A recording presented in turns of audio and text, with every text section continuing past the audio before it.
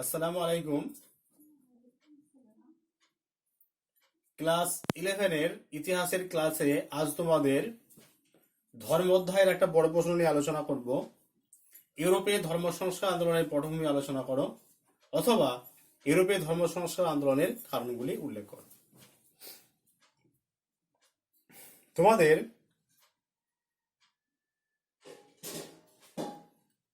এই অধ্যায়ের বেশ কিছু প্রশ্ন দেওয়া হয়েছে পরীক্ষার আগে। যে পরীক্ষাটা হয়ে গেল তার আগে তোমাদের বেশ কিছু প্রশ্ন দেওয়া হয়েছিল। পরীক্ষার পর আবার ক্লাস শুরু হলো। আজকে এই প্রশ্নটা নিয়ে আলোচনা করব।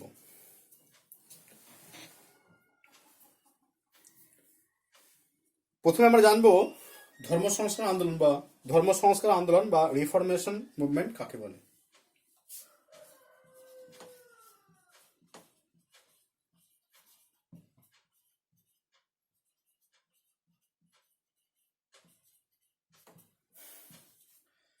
রিফরমেশন মুভমেন্ট বা ধর্ম সংস্কার আন্দোলন কাকে বলে?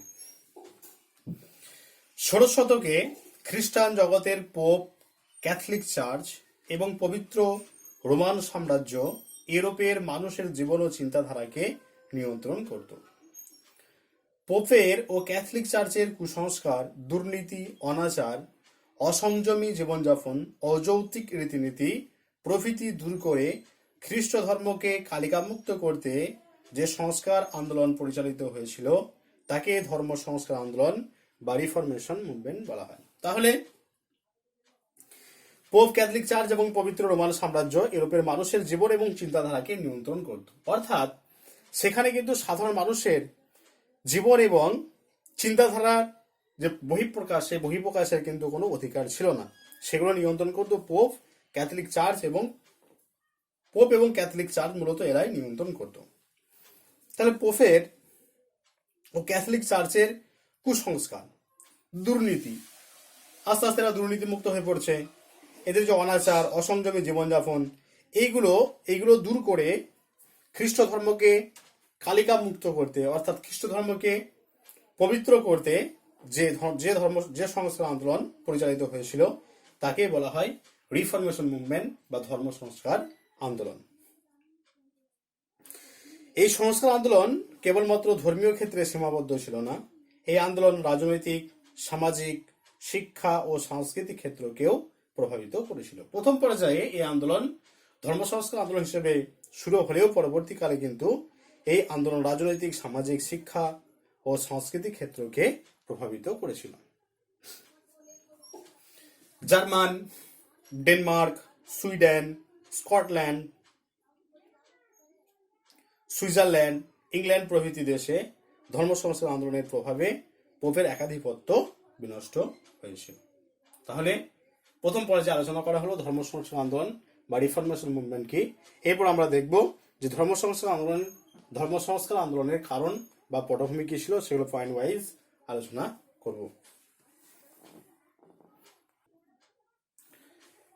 প্রথম পয়েন্ট, পোপের একাধিপত্য।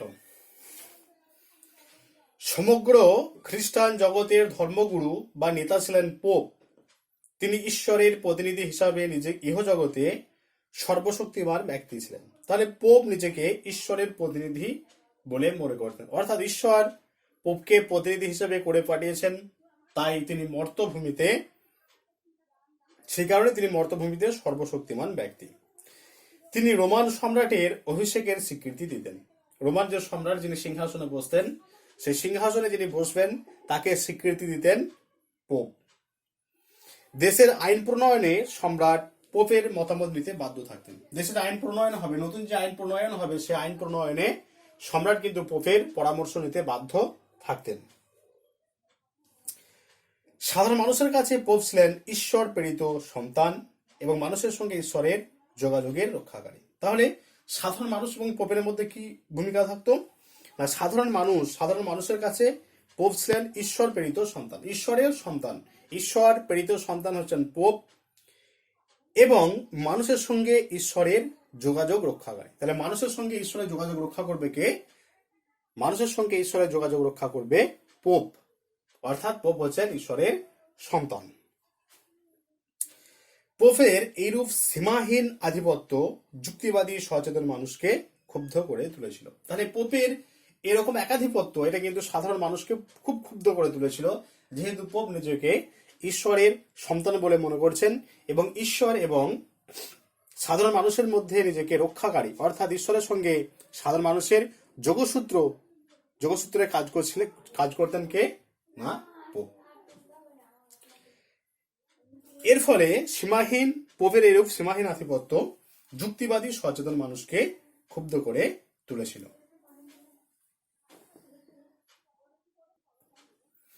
নেক্সট পয়েন্ট, দুর্নীতি ও ক্ষমতার মোহ। দুর্নীতি ও ক্ষমতার মোহ।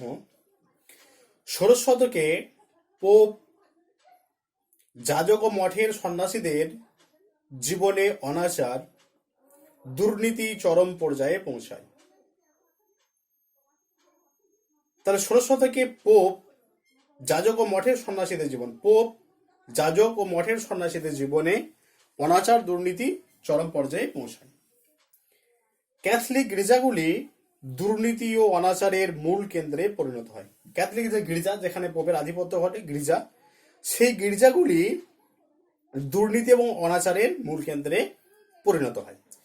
সাধারণ মানুষের কাছ থেকে পাওয়া অর্থে বিশপ ও যাজকরা গৃহী মানুষের মতো ভোগবিলাস, অর্থলিপ্সা ও আমোদ প্রমোদে কাটাতে থাকে। তাহলে সাধারণ মানুষ কি করে না, এদের অর্থ দেয়। সেই অর্থ দিয়ে সাধারণ মানুষরা যে অর্থ দেয়, সেই অর্থ দিয়ে এরা কি করে না, গৃহী মানুষ, অর্থাৎ ঘরে যে সমস্ত মানুষরা বসবাস করে, যারা সংসারী মানুষ, সে গৃহী মানুষের মতো ভোগবিলাস, তাদের জীবন আরামায়েশে কাটায়। অর্থলিপ্সা, আরো কি করে টাকা পয়সা আসবে সেদিকে তাদের নজর থাকে এবং আমোদ প্রমোদে তাদের দিন কাটতে থাকে। অর্থাৎ যেখানে তারা ধর্মকর্ম নিয়ে পড়ে থাকার কথা, যেখানে ধর্মকর্ম তাদের মূল কথা, সেখানে ধর্মকর্ম থেকে সরে এসে তারা কি করে, তারা আমোদ প্রমোদে কাটাতে থাকে। যাজকদের অনেকেই ব্যভিচার ও মদ্যপানে অভ্যস্ত ছিল। তারা আর্তের সেবা, উপবাস, শাস্ত্র আলোচনা, ঈশ্বরের কাছে প্রার্থনা প্রভৃতি ত্যাগ করে রাজনৈতিক ক্ষমতার মোহে আসক্ত হয়ে পড়েছিলেন। তাহলে দেখো, যারা যাজক তারা অনেকেই খারাপ নেশায় তারা আসক্ত হয়ে পড়েছে। তাদের কি কাজ ছিল? তাদের আর্তের সেবা করার কাজ ছিল, উপবাস, শাস্ত্র আলোচনা, ঈশ্বরের কাছে প্রার্থনা, এই সমস্ত কাজ তাদের কিন্তু ছিল। সেগুলো তারা ত্যাগ করে দিয়ে রাজনৈতিক ক্ষমতার মোহে আসক্ত হয়ে তারা পড়েছিলেন। বিশপ, ধর্মযাজক ও কার্ডিনালদের এই অধঃপতন, দুর্নীতি, বিশৃঙ্খল ও নীতিভ্রষ্ট জীবনযাপন, ক্ষমতার মোহ প্রভৃতি সম্পর্কে সাধারণ মানুষ বীতশ্রদ্ধ হয়ে পড়েছিল।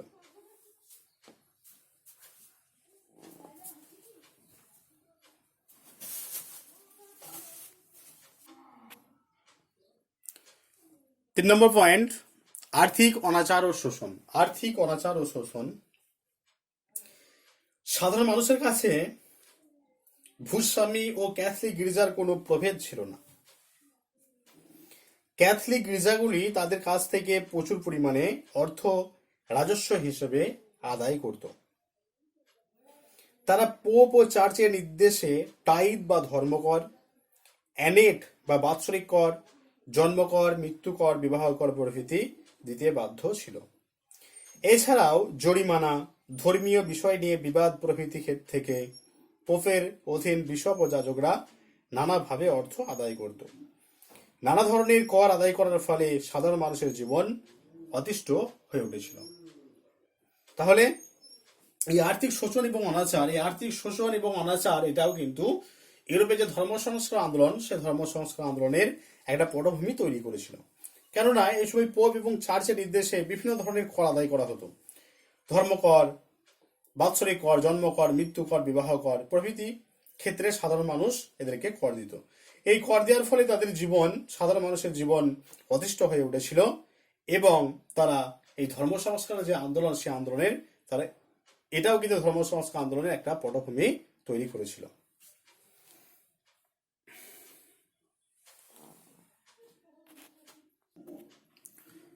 4 নম্বর পয়েন্ট, ইন্ডালজেন্স বা মার্জনাপত্র বিক্রি। ইন্ডালজেন্স এটা আগে মার্টিন লুথার পড়ানোর সময় আলোচনা করেছি। তাহলে ইন্ডালজেন্স বা মার্জনাপত্র বিক্রি পোপতন্ত্রের আর্থিক অনাচার ও দুর্নীতির অন্যতম মাধ্যম ছিল ইন্ডালজেন্স বা মার্জনাপত্র বিক্রি। পোপ এই ইন্ডালজেন্স বিক্রির মাধ্যমে প্রচুর অর্থ উপার্জন করতেন।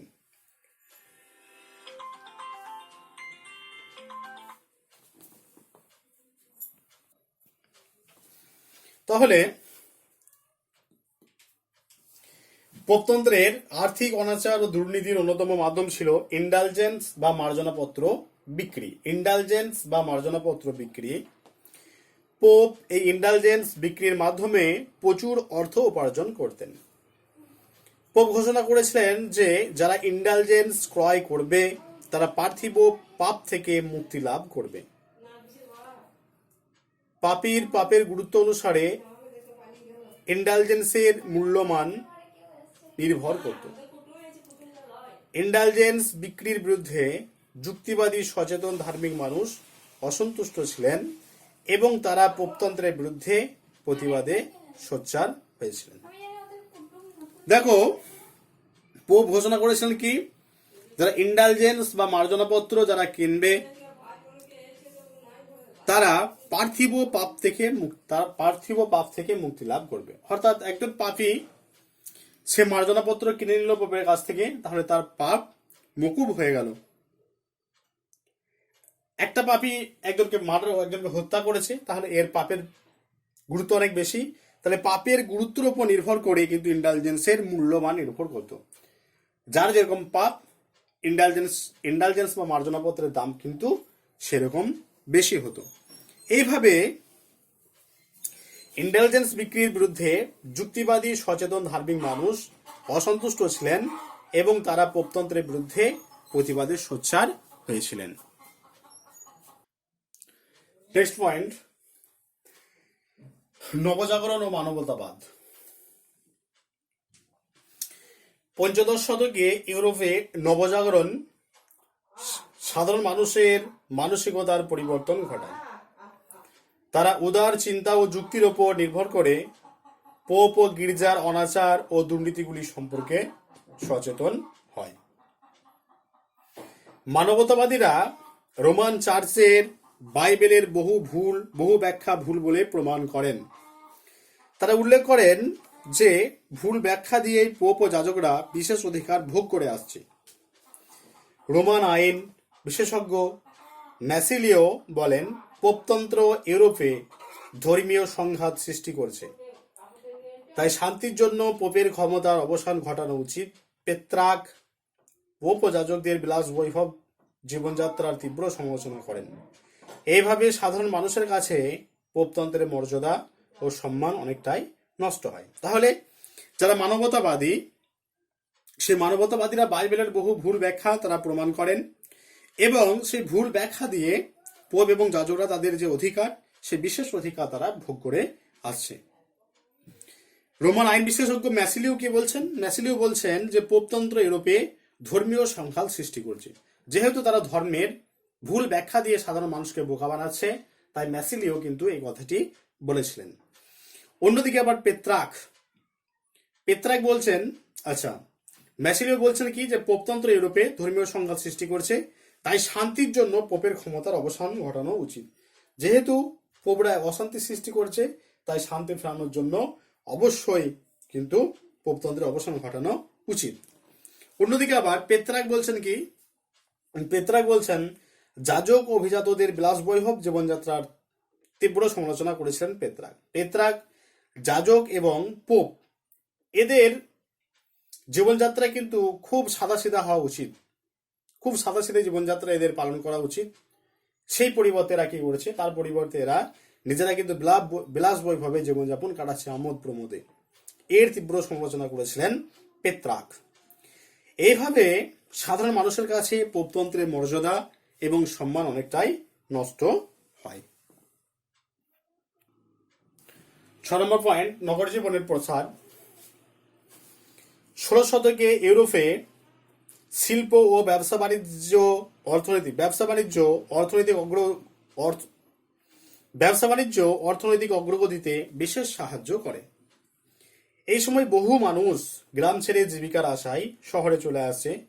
তাদের মধ্যে পোপ ও চার্চের নির্দেশ ও অনুশাসন ধীরে ধীরে কমতে থাকে। তারা শিক্ষার আলোয় আলোকিত হয়ে ওঠে।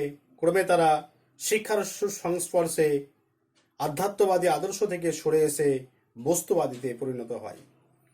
তারা যুক্তিবাদী নাগরিকে পরিণত হয় এবং পোপ ও ধর্মযাজকদের দুর্নীতি ও অনাচারের বিরুদ্ধে প্রতিবাদে সোচ্চার হয়। এইভাবে ধর্ম সংস্কার আন্দোলনের পটভূমি গড়ে ওঠে। অর্থাৎ দেখো, নগর জীবনের প্রসারের ফলে সাধারণ মানুষরা কি করেছে, সাধারণ মানুষের হাতে প্রচুর পরিমাণে টাকা পয়সা আসছে। যখনই তাদের হাতে টাকা পয়সা চলে আসছে, তখনই তারা কিন্তু শিক্ষায় আলোকিত হচ্ছে, শিক্ষায় শিক্ষিত হয়ে উঠছে। যখনই তাদের মধ্যে শিক্ষা চলে আসছে, তখনই তারা আধ্যাত্মবাদী যে চেতনা, সে আধ্যাত্মবাদী চেতনা থেকে সরে এসে তারা বস্তুবাদীতে পরিণত হচ্ছে। এবং পোপ এবং ধর্মযাজকদের যে দুর্নীতি এবং অনাচার, সে দুর্নীতি এবং অনাচারের বিরুদ্ধে এরা প্রতিবাদে সোচ্চার হচ্ছে। এটা এই নগর জীবনের প্রসারও কিন্তু ধর্ম সংস্কার আন্দোলনের একটা অন্যতম কারণ ছিল।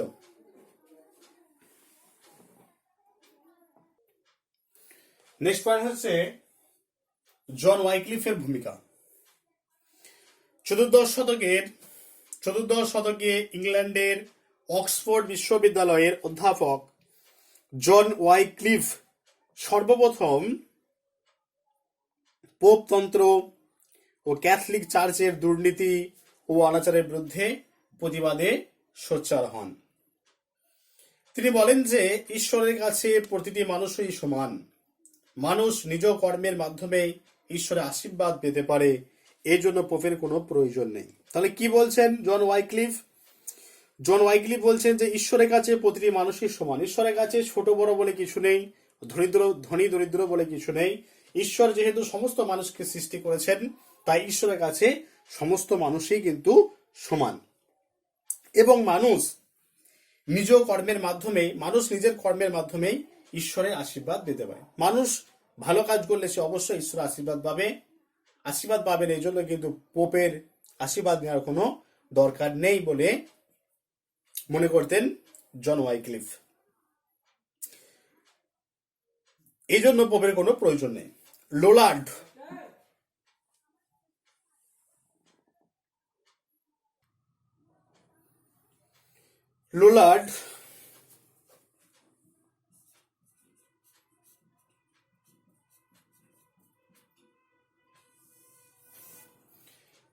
নামে পরিচিত জন ওয়াইক্লিফের অনুগামীরা চার্চের দুর্নীতির প্রতিবাদ করায় বহু অনুগামীকে আগুনে পুড়িয়ে মারা হয়। জন ওয়াইক্লিফ ধর্ম সংস্কার আন্দোলনের সুক্তারা নামে পরিচিত হন। তার প্রচারে সর্বত্র পোপতন্ত্রের বিরুদ্ধে ধর্ম সংস্কার আন্দোলনের ক্ষেত্র রচিত হয়। তাহলে এই জন ওয়াইক্লিফ তিনি কিন্তু যে পোপের যে অনাচার এবং দুর্নীতি, পোপতন্ত্র এবং ক্যাথলিক চার্চের যে দুর্নীতি এবং অনাচার, সেই দুর্নীতি এবং অনাচারের বিরুদ্ধে তিনি প্রতিবাদে সোচ্চার হয়েছিলেন। এবং তিনি দীপ্তকণ্ঠে ঘোষণা করেছিলেন ঈশ্বরের কাছে প্রতিটি মানুষই সমান। মানুষ নিজের কর্মের মাধ্যমে ঈশ্বরের আশীর্বাদ পেতে পারেন, এই জন্য পোপের কোনো দরকার নেই।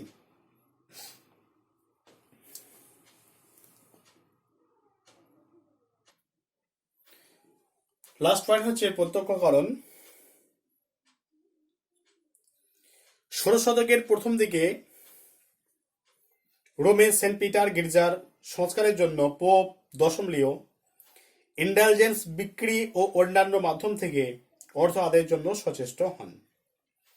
তার প্রতিনিধি জোহান টেটজেল 1517 খ্রিস্টাব্দে জার্মানিতে পোপের ইন্ডালজেন্স বিক্রি শুরু করলে জার্মানির উইটেনবার্গ বিশ্ববিদ্যালয়ের ধর্মতত্ত্বের অধ্যাপক মার্টিন লুথার তার প্রতিবাদ করেন। তিনি পোপের এই অনৈতিক কাজের বিরুদ্ধে 95টি প্রশ্ন লিখে বিশ্ববিদ্যালয়ের দরজায় টাঙিয়ে দেন এবং পোপের কাছে তার উত্তর দাবি করেন। এর ফলে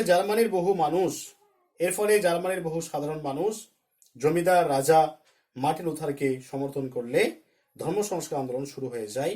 ক্রমে তা ইউরোপের অন্যান্য দেশেও ছড়িয়ে পড়ে। তাহলে দেখো, প্রত্যক্ষ কারণ যেটা সেটা আগে আলোচনা করা হয়েছে যখন মার্টিন লুথার পড়ানো হয়েছে। তাহলে প্রত্যক্ষ কারণ, এই প্রত্যক্ষ কারণ ইন্ডালজেন্স বিক্রির সঙ্গে জড়িত। সেন্ট পিটার গির্জার সংস্কারের জন্য পোপ দশম লিও ইন্ডালজেন্স বিক্রি এবং অন্যান্য মাধ্যম থেকে অর্থ আদায়ের জন্য সচেষ্ট হন। তার প্রতিনিধি ছিলেন কে? জোহান টেটজেল। তিনি জার্মানিতে ইন্ডালজেন্স বিক্রি শুরু করেন। তাহলে এই জার্মানিতে যখন জোহান টেটজেল ইন্ডালজেন্স বা মার্জনাপত্র বিক্রির শুরু করছেন, ঠিক সেই সময় মার্টিন লুথার তার প্রতিবাদ করছেন এবং তিনি পোপের এই অনৈতিক কাজের বিরুদ্ধে 95টি প্রশ্ন লিখে বিশ্ববিদ্যালয়ের দরজায় টাঙিয়ে দেন এবং পোপের কাছ থেকে তার উত্তর দাবি করেন। এর ফলে জার্মানির বহু সাধারণ মানুষ, জমিদার রাজা মার্টিন লুথারকে সমর্থন করলে ধর্ম সংস্কার আন্দোলন শুরু হয়ে যায় এবং আস্তে আস্তে তা সারা ইউরোপে ছড়িয়ে পড়ে। তাহলে তোমাদের ইউরোপে যে ধর্ম সংস্কার আন্দোলন, সে ধর্ম সংস্কার আন্দোলনের 8টি কারণ আলোচনা করা হয়েছে। এই কারণগুলো ডিসকাস করা হলো। ভালো করে ভিডিওটা দেখবে এবং নোটটা আমি পাঠিয়ে দেবো। দুটো কম্পেয়ার করে পড়লে আশা করি কিছু অসুবিধা হবে না। তা সত্ত্বেও যদি কারো কিছু অসুবিধা হয় অবশ্যই আমাকে বলবে, সেই পয়েন্টটা আমি আবার ক্লিয়ার করে দেওয়ার চেষ্টা করব।